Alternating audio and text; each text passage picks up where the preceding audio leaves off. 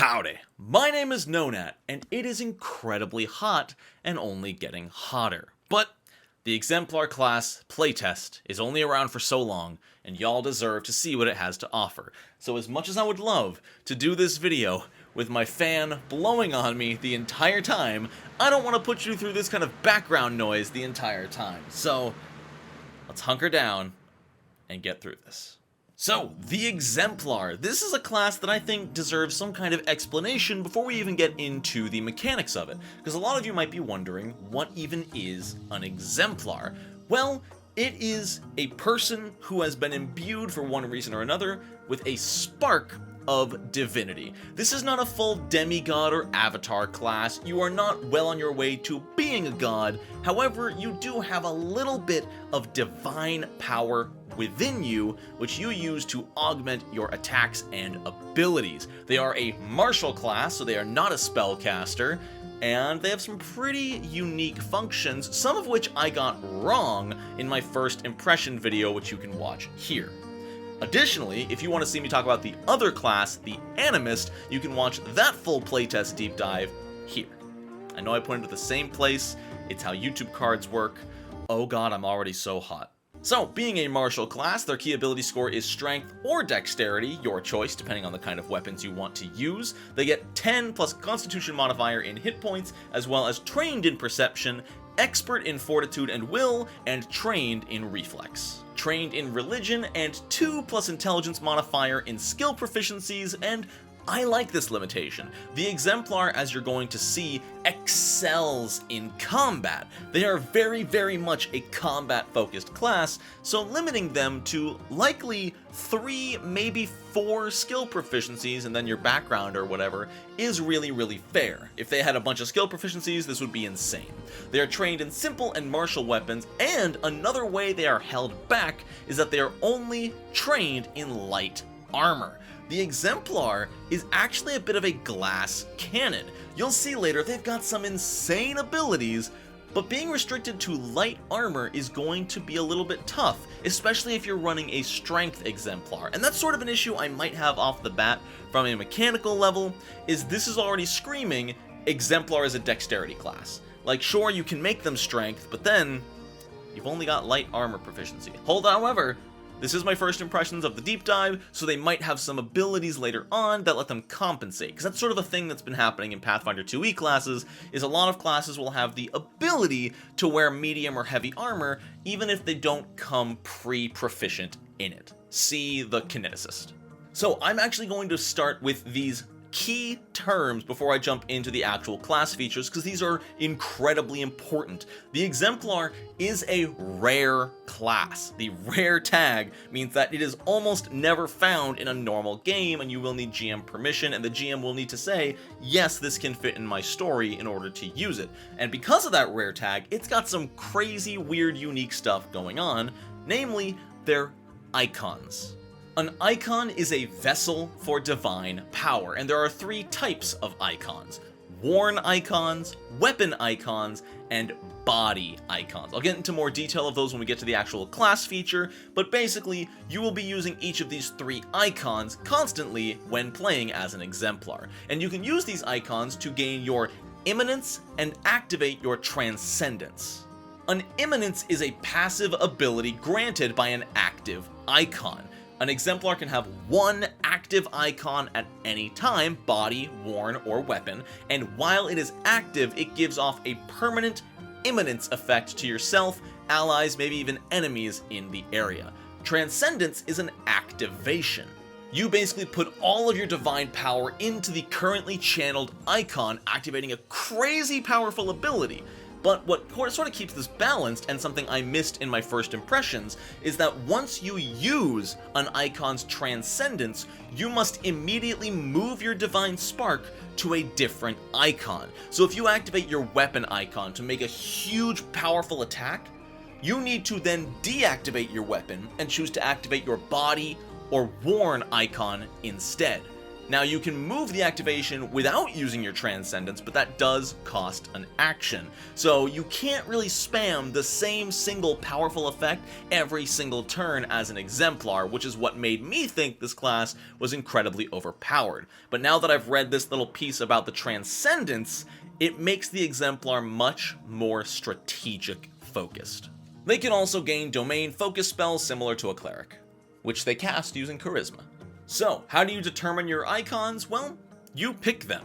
As a level 1 character, you pick a level 0 worn item and a level 0 weapon to serve as your worn and weapon icon, and obviously your body icon is already part of your body. And a really cool piece of flavor they add here is that Providence ensures you come across these items. So you could work with your GM that maybe your weapon icon is a great sword. Well, maybe just for cool storytelling, you don't start with the great sword. Well, the GM will make sure you get your great sword as soon as possible. Maybe you'll find an orcish great sword sticking out of the body of a guard, and that's when your character's like, that's mine.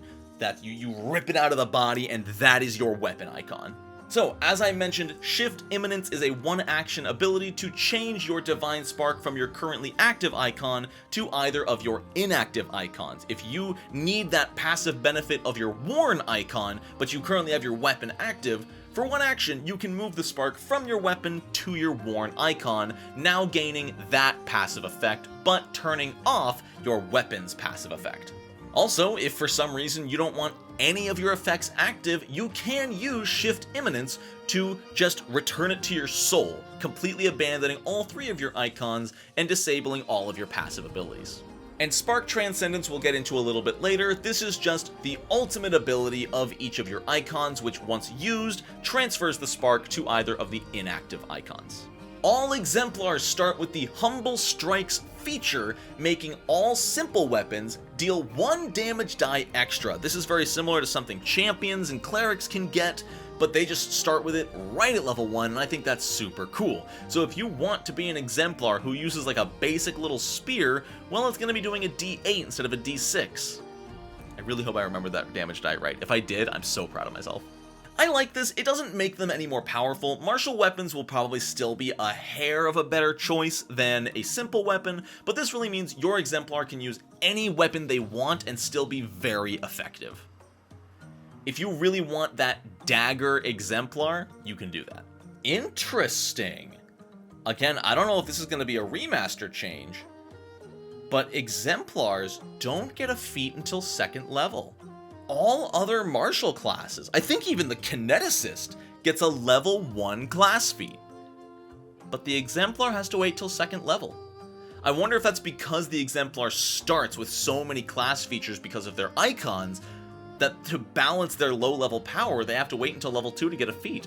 Interesting. Alright, I'm not even opposed to it. But this does, again, going along with that rare tag, it bends the rules a little bit. Up to this point, Marshals get a feat at level 1, Spellcasters get a feat at level 2. But the Exemplar, a Marshal, doesn't get their first feat until level 2. Unless it's a typo in the playtest. Skill feats and general feats, obviously, but then at 3rd level, you get your Root Epithet.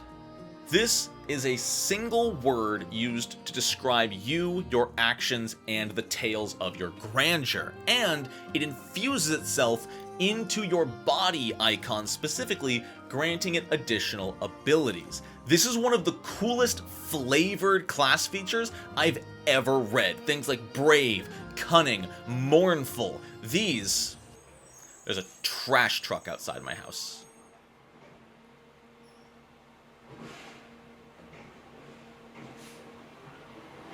Hey, while this trash truck is doing its thing, did you know that this channel is sponsored by G Fuel, and you can use the code NONAT, N-O-N-A-T, to get 20 to 30% off your order at checkout on gfuel.com. I personally love the DBZ Kamehameha flavor, as well as the Sonic Peach rings, and even though I've been out for like 8 months, the Divine Peach flavor is divine. So yeah, use my link in the description, get some G Fuel. Now that the truck is gone, there are 4 epithets to pick from to define your body icon in the playtest, starting with Brave. You become trained in athletics, and after sparking the transcendence of your body icon, you get to stride up to half your speed in a straight line towards an enemy. This is a very specific controlled movement, but this is still basically a free half stride anytime you activate your body icon. I'm sorry, the truck is still there apparently. I think it turned around. So, did you buy any G Fuel yet? I hope so. Makes me happy whenever I see that pop up. We good? Cool.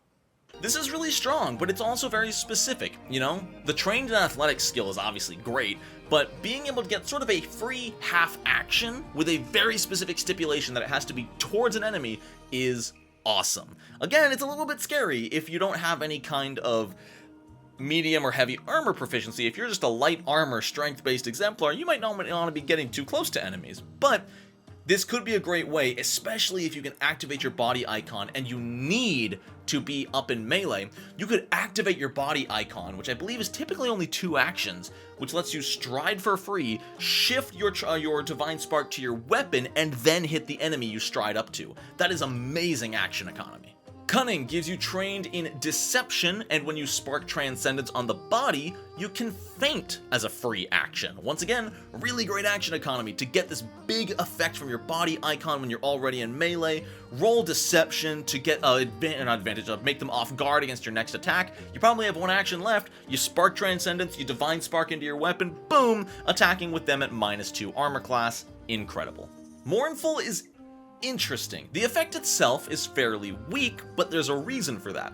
First, you get trained in diplomacy, and next, when you spark transcendence in your body icon, you pick an enemy within 30 feet and dazzle them. Not a saving throw to become dazzled. They are just dazzled. It has the mental and emotion traits, and they are dazzled until the start of your next turn. If you're not familiar with dazzled, it makes all other creatures concealed to them. This inflicts a 20% miss chance onto any enemy you want with no saving throw. That's phenomenal. In a boss fight, if that makes the boss miss one of their attacks of their 3 actions per turn, that's insane. Again, it's only a 1 in 5 chance, but in a game about probabilities, that's huge. And finally, there's Radiant. You also get trained in diplomacy from this one, but when you spark transcendence of your body icon, you heal an ally within 30 feet for 2 plus double your level, which that's gonna get pretty good as you get higher in level. You know, right at level 3, that's healing for 8 hit points. Sure, at level 3, that's not a lot, but this is a free action, ranged, guaranteed heal.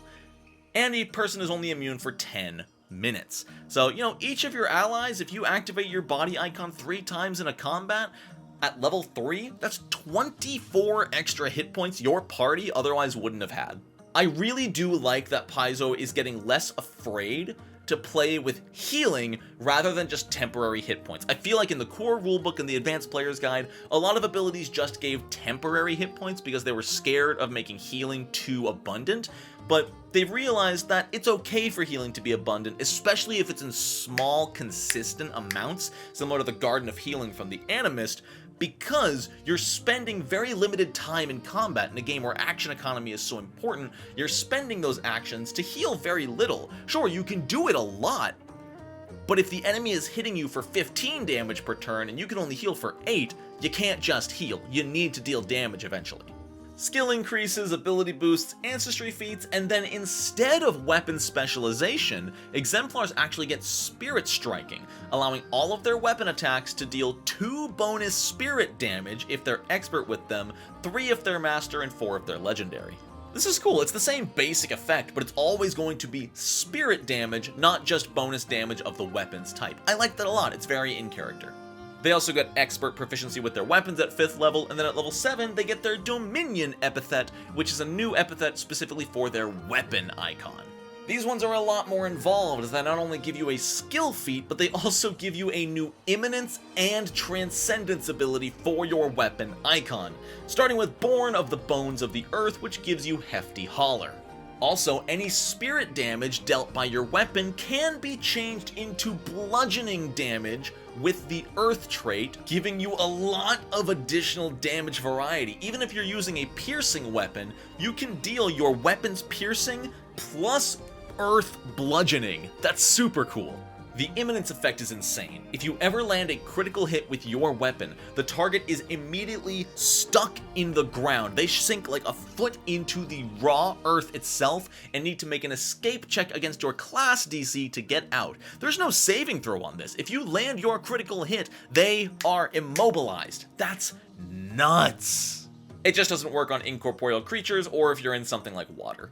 The Transcendence, Wound the World, is one of the most JRPG super moves I've ever seen. You literally stab the ground with your weapon, causing a 60-foot line of earth to rip open in front of you, creating difficult terrain and forcing all creatures in that line to make a reflex save, otherwise they fall prone and take 2d6 bludgeoning damage as the garbage truck drives by again. Anyway, G Fuel, it's good. Wakes you up in the morning, keeps you going in the middle of the day. Just don't drink it after like 8 p.m. otherwise you're gonna be up all night. I would know. I've done that a lot. The damage increases to 46 at level 12 and 66 at level 17. Restless as the Tide gives you the Underwater Marauder feat and allows you to change any of your spirit damage dealt into bludgeoning damage with the water trait. The imminence effect is that anytime you get a critical strike with your weapon, you deal splash damage equal to the number of weapon damage dice to all creatures within 10 feet. And this one is kind of risky because it's all creatures. If you're in melee and you use this, that hits you, that hits your allies. Sure, it's probably only, at level 7, 2 damage, but that's kind of weird. Your critical hits deal with such damage that water goes everywhere and slams into everyone, including yourself. That's kind of funny, and I love it. The Transcendence is okay. For 2 actions, all creatures within 60 feet of you must make a Fortitude save against your class DC, or be swept 15 feet to another location of your choice. Now, honestly, this could be really, really strong. This allows you to basically completely shuffle and set the battlefield to what you want, because this includes your allies. Never mind, it's only enemies. That's way worse. At least you get to strike someone, so for 2 actions you can pull someone 15 feet to you and then attack you. I'm not really feeling this one. Oh, but it does make them off guard. Okay, that gets a lot of bonus points. If they fail their Fortitude save, you can pull them 15 feet towards you, they become off guard for that -2 to armor class, and you make an attack roll. It's passable. Okay, Peerless Under Heaven is really, really good. You can change your spirit damage dealt by your weapon attack into the same type of damage your weapon was doing. If spirit wouldn't hurt something like a construct, but you're using a slashing weapon, you can just make all of your damage slashing. Alternatively, if you're dealing spirit damage with something that is not your weapon, you can choose to make that spirit damage bludgeoning, piercing, or slashing. I don't know all the different ways. Maybe there's some body and worn icons that can deal spirit damage, and if you use it with those, you can choose any physical damage type for it to be instead of spirit. Now, the imminence effect is pretty lackluster. Your weapon gets critical specialization. That's about it. But the Transcendence is why the imminence is so weak. Reap the Field. If your last action was a successful strike against an enemy, you can spend an additional action before rolling damage. If you do so, stride up to half your speed and make another attack roll at the same bonus against a new enemy. But now there's a gamble. If you hit this enemy, roll damage and deal it to both. If you miss this enemy, you deal no damage to either. I love this. You are gambling an already successful hit for the chance to deal double damage, or at least hit 2 targets, and move, and make 2 attacks at the same bonus. But if you miss, if you roll that nat 1, you lost 2 actions and all you got was a movement. That's incredible. Also keep in mind, it doesn't say like time stops. It says time lags and blurs, but it does still say stride. Meaning if you are attacking someone with attack of opportunity and then reap the field and move to attack someone else, the initial target does still get their attack of opportunity against you. You are not pausing time to do this. This is such a layered action, and it is one of my favorite things I have ever read in Pathfinder 2nd Edition. And finally, whose cry is Thunder. This one comes with an even bonus effect. Any bonus to saving throws you gain from an Exemplar ability also applies to effects with the electricity trait. So if you take a feat that gives you +2 to saving throws against spirit damage effects, now you also get +2 to saving throws against electricity damage effects. You can also change anytime you deal spirit damage into electric damage. What is this imminence effect? Hello? Whenever you critically succeed on a strike, lightning strikes a target within 30 feet for 4d6 electric damage. Basic reflex save, meaning that could also crit.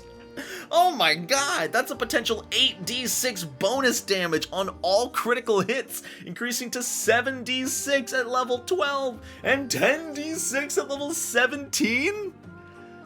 That's just a bunch of bonus damage, and it doesn't even have to be on the same target, but it can be on the same target.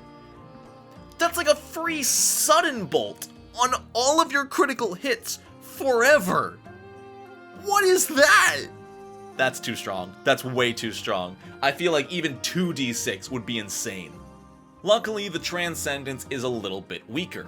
If you attack an enemy within 30 feet with a ranged attack specifically, it and all creatures within 15 feet of it must make a Fortitude save or take 1d6 lightning and 1d6 sonic damage. It's a basic save, so they can half it or double it if they crit fail, and it scales a little bit. 2d6 of each at level 12, 3d6 of each at level 17. So, at max level, 66 bonus damage, especially if you can line up the shot with somebody, that's really good. But where this does get its best benefit is with a thrown weapon, because your icon then returns to your hand. So if you've got a throwing axe or a spear or a javelin or something, you can throw it with judgment from clear skies, make the big lightning explosion, and it returns to your hand. This is Mjolnir. Will saves to master, plus critically succeed will saves at level 7, expert proficiency at level 9, divine premonition, which is reflex saves to expert at level 9, godly expertise at level 9, which is class DC to expert, master weapon proficiency at level 13, legendary will proficiency at level 13, which is really early, allowing you to auto crit succeed on a success, a failure against a damaging effect deals half damage, and a critical failure becomes a failure. They only get light armor expertise at level 13, however. This is truly a glass cannon class. You don't get expert in light armor until level 13. That's insane. Level 15 sees greater spirit striking, which is like greater weapon expertise, but for spirit damage. Master fortitude saves at level 15 and auto crit succeeding fortitude successes. And then at level 15, they get their sovereignty epithet, which is for their worn icon. The Teacher of Heroes increases the aura of your worn icon's emanation to 30 feet instead of typically 10 or 15, and if you ever fail an attack roll against a target or hit them and deal no damage, you can instantly recall knowledge, and if you succeed, you learn specifically their immunity, or if they have no immunities, their greatest resistance, or if they have no resistances, their greatest weakness, or if they have no weaknesses, their lowest saving throw. Additionally, without having to say anything, that information is instantly transmitted to all allies. Very nice. Or at least allies within the aura. The Transcendence Complete the Hero's Journey is interesting. For 2 actions, you declare a specific enemy to be a heroic test. As long as that creature is within your aura of your worn icon, it deals 10 bonus spirit damage to you with all of its attacks. However, if it damages you, any ally within the aura and within reach of the creature can make a reactive strike against it. If one of your allies successfully kills the creature, they gain temporary hit points equal to their level for 1 minute. It's pretty cool. It's a nice little risk versus reward. It's gonna require some real GM buy-in because, it's a tabletop RPG. There's no built-in taunt mechanic, so if your GM's a try-hard, they're not gonna attack you once you use this, but hopefully your GM's not a jerk like that and lets you actually use your ability. The last ruler's imminence is okay. Your aura increases to 30 feet, and if a creature within your aura misses you with an attack roll, you can demoralize them as a free action, which that's great. It's not even a reaction, just a free action demoralize. The downside is, remember, demoralize does come with a 1 hour immunity regardless if they succeed or fail, so this is only going to be useful once per enemy. And the Transcendence, Kneel Before Greatness, is 2 actions. All enemies within 30 feet of you must make a will save against your class DC, otherwise they kneel, drop prone as a free action, and if they critically fail, take spirit damage equal to double your level. This is okay. The biggest thing holding it back is that you're only expert in your class DC. It's not going to be that hard of a saving throw for enemies of your level or higher. But if you're fighting a bunch of mooks who are all 2 or 3 levels below you, that's when you can get the most out of this and force all of them to drop prone. Maybe your allies are all in position with reactive strike for when these enemies start standing back up, you all get a bunch of free attacks. It can work, it's just going to require some teamwork and setup. The Thief of Moonlight. Whenever a creature within 30 feet of you misses you with an attack roll and your imminence is active on your worn icon, they become dazzled until the end of your next turn. Once again, that 20% miss chance on everything. Now, the problem here is they've already attacked you once. At most, this is probably going to hinder 1 more attack if they happen to attack you a second time that turn, and then because it doesn't last until the end of their next turn, it's not going to do anything next time. So, at most, this is going to inflict a small miss chance on someone's second attack, which already has a lower chance to hit anyway. It's okay. The nice thing is that Dazzle doesn't come with immunity, so this is every single time, meaning if they can miss you with their first attack, you might be in business. And the Transcendence is absolutely insane. For 2 actions, you become invisible for 1 round and stride up to your movement speed. Every single creature you pass adjacent to must make a fortitude save against your class DC. If they fail, they are blinded for 1 minute, which blinded is an inherent 50% miss chance on everything, even beneficial effects on their allies. Even worse, if they somehow crit fail their saving throw, the creature is permanently blinded forever unless it is magically cured. And the best part, your invisibility is increased by 1 round. The duration increases by 1 round per creature who failed. So if you can move past like 4 creatures and they all fail, you are now invisible for 4 more rounds. And it doesn't say that this invisibility gets broken by hostile actions, which means you can just have enemies off guard to all of your attacks forever as long as you are invisible. That's incredible. Although, I just noticed, it's got that devious incapacitation trait, so don't assume this will work on any bosses. But what will make it work better is that at level 17, class proficiency goes up to Master.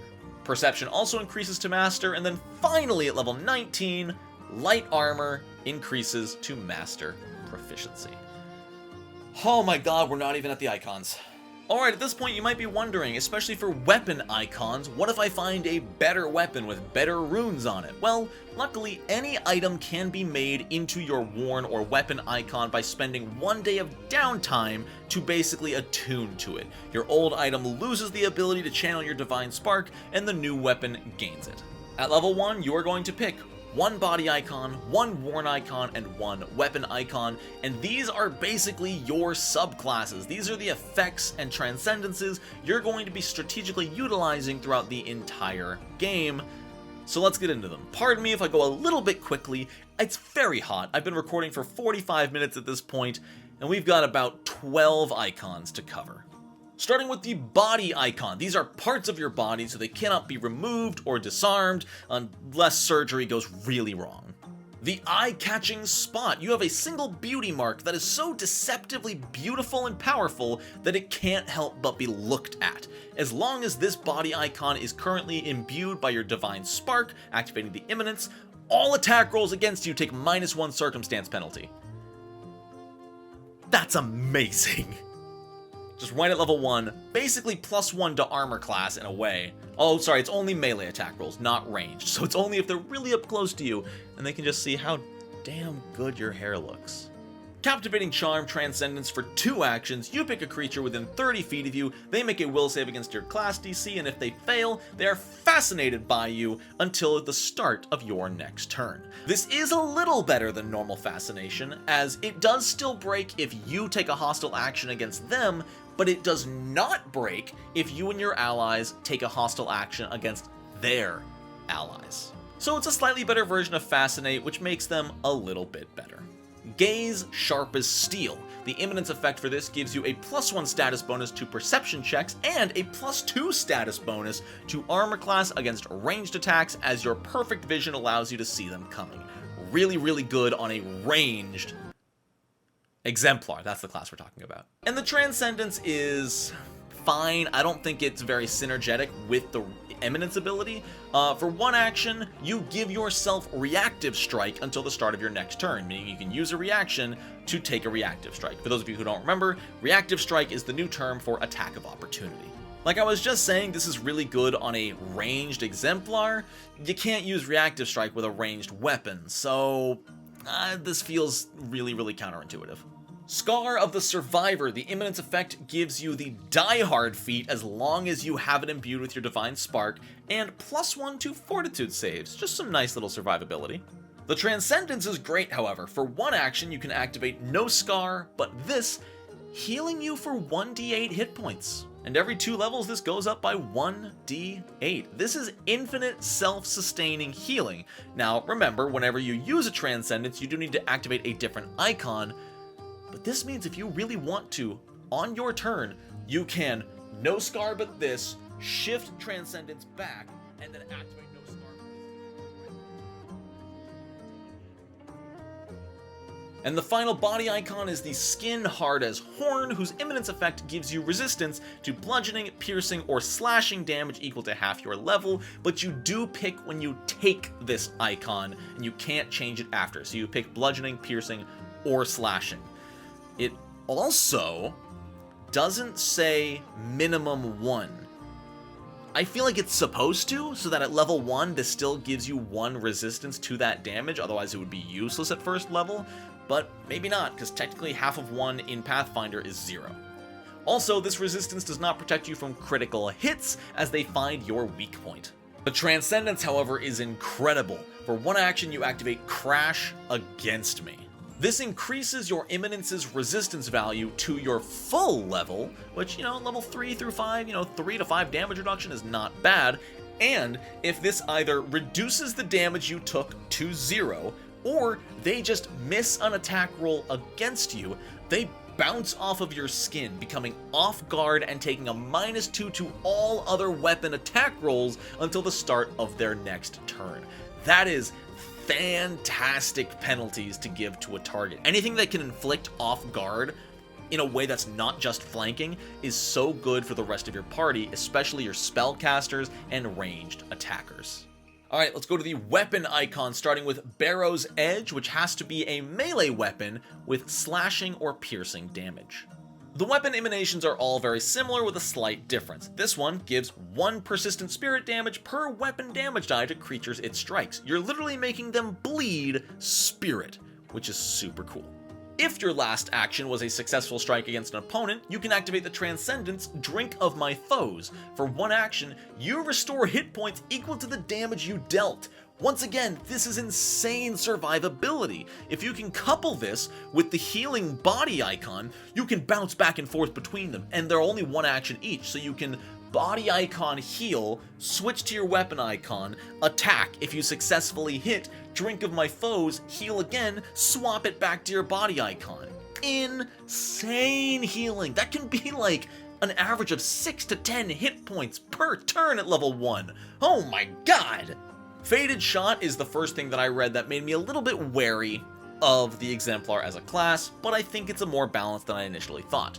The Imminence gives 1 additional spirit damage per weapon damage die to a creature you hit, and this does have to be on a ranged weapon, Fated Shot, obviously, and the Transcendence is why you would pick this. For 2 actions, you pick a 5-foot burst within 60 feet. A 5-foot burst, remember, targets the corner of a square and spreads 5 feet, so you basically just pick a square of 4 tiles. All creatures within that tile make a reflex save against your class DC, and if they fail, they take normal weapon damage. You roll damage as if you would hit them with an attack. If they critically fail, you not only roll double damage, but you apply deadly or fatal traits, meaning if you're using something like an Arbalest and a creature critically fails against your fated shot Transcendence, they are taking 3d12 because of that fatal trait. It's insane. Additionally, before dealing the damage, you can choose to make it non-lethal, simply putting the enemy to sleep if their hit points hit 0. This is a really strong one. The Gleaming Blade has to be a sword or knife weapon, and its imminence effect gives +2 spirit damage to all creatures it strikes per weapon damage die. That's just like 2 flat bonus damage at level 1, like 4 flat bonus damage around level 3 or 4 when you get a striking weapon. That's really good. And the Transcendence sounded crazy at first, but that's when I realized it's just double strike from Fighter. For 2 actions, you make 2 attacks with the same bonus. You don't apply multiple attack penalty until after you make these attacks. If either weapon does not have the Agile trait, the second attack takes a -2 penalty.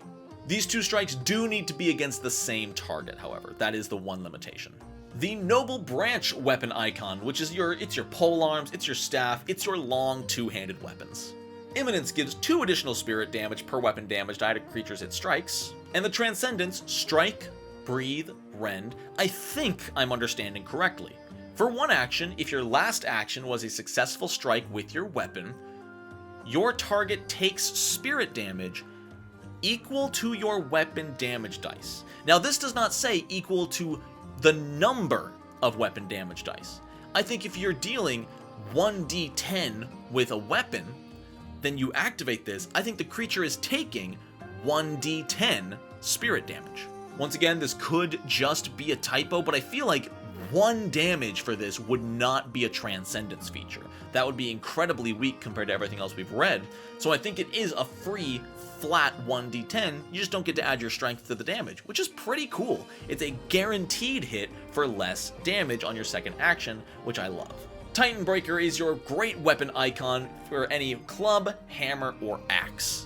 Similar to the others, it deals 2 additional spirit damage per weapon damage die, but this damage cannot be negated by something like a construct. It ignores spirit damage immunity, which is rad. You're hitting these things, which don't even have a spirit in them, but with so much force that the raw spirit damage itself still harms their physical form, and I love that. It also automatically bypasses hardness, which sounds kind of overpowered. Like, it also works on objects.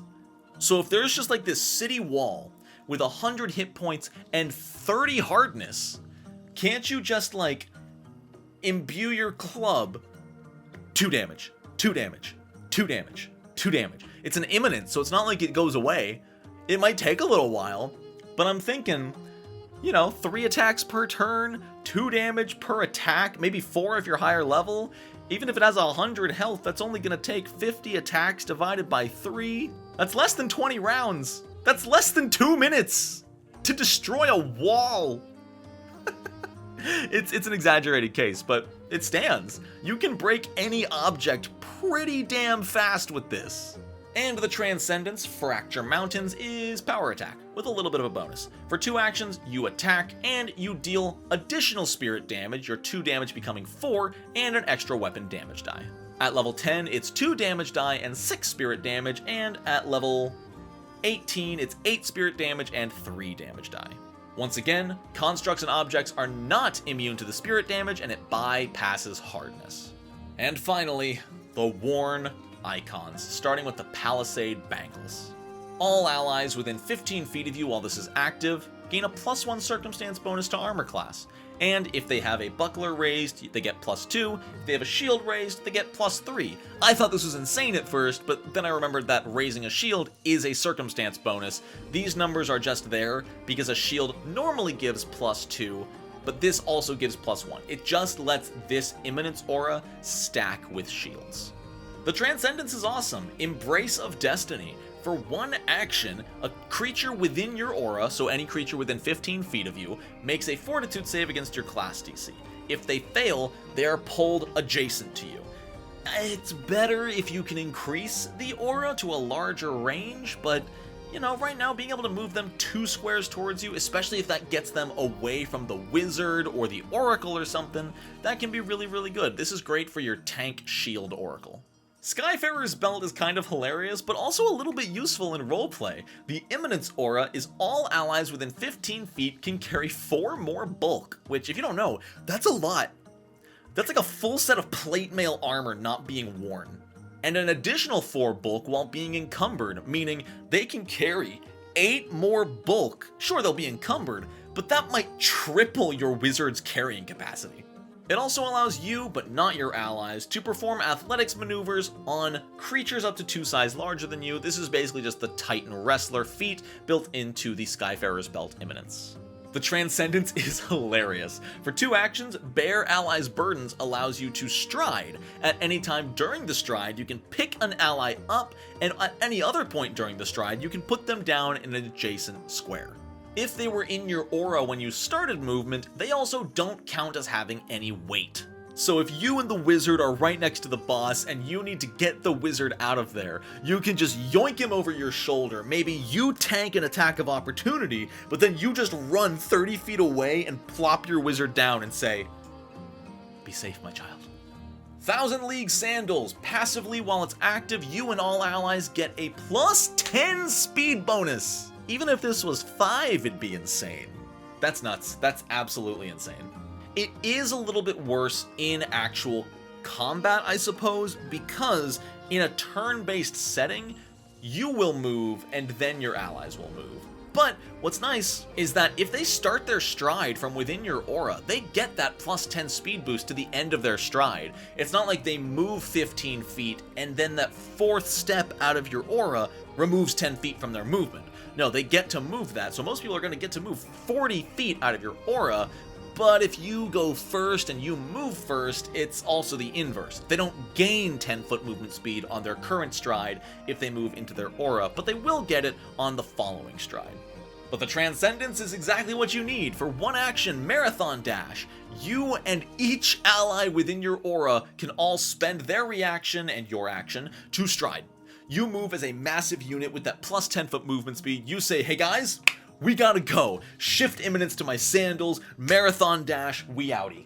And the victor's reach is sort of a weaker inspire courage from the bard. All allies within 15 feet get a +1 status bonus to attack rolls. That's it, straight up. But I think the Transcendence is what just makes this an insane icon.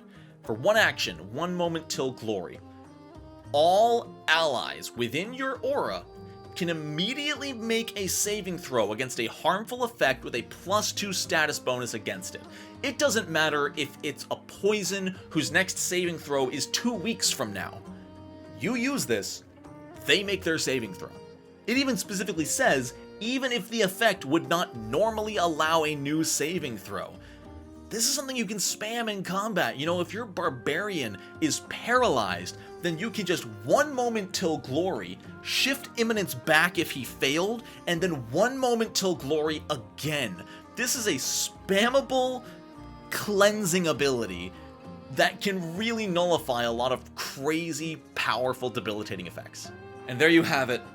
An hour and 5-minute recording in the blistering heat. You know what, if you're still watching this video, you don't care if I turn my fan on now. I'm turning it on. I'll be nice and leave it on 1, but I'm turning my fan on. What do you think of the Exemplar? Is it too strong? Is this Pathfinder 2e power creep, or have they done these powers in such a way that they're strong without being abusable? You know, is an Exemplar objectively stronger than the other classes, or not? That remains to be seen, and I think only people who actually get to play this in the playtest are going to know for sure. So let me know if you've had a chance to play an Exemplar. It looks really fun. Bouncing between all your different Transcendences is a really cool gimmick, and I'm curious to see how it feels in-game. So that's it from me. I'm going to go drink some ice water and try not to get dehydrated, and then I'll probably just start editing this video. So thank you so much for watching. I hope you have a wonderful rest of your day. And until next time, no Nat 1.